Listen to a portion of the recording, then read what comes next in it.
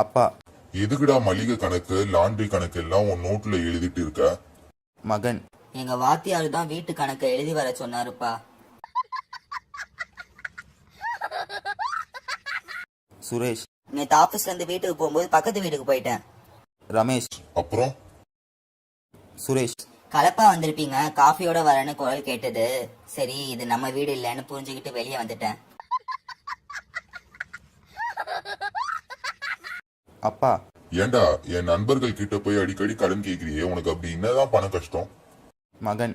பணத்தோட அருமை அடுத்தவங்க கிட்ட கேட்டாதான் தெரியும்னு நீங்க அடிக்கடி சொல்லுவீங்களே, அதான் கேட்டேன்.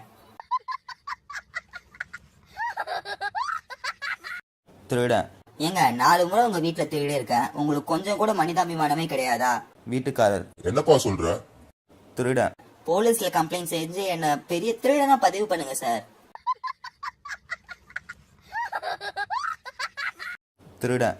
மரியாதையா பீரோ சாவியை கொடு. இல்லத்தரசன். இதேதான்ப்பா நான் கல்யாணம் ஆனதுல இருந்து என் வீட்டுக்காரி கிட்ட கேட்டுட்டு இருக்கேன்.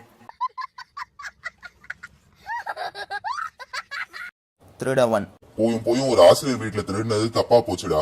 திருடன் 2. ஏன்டா எதுவும் கிடைக்கலையா? திருடவன். பீரோ முழுக்க கத்தையா வெறும் எக்ஸாம் பேப்பர் தான்டா இருக்கு.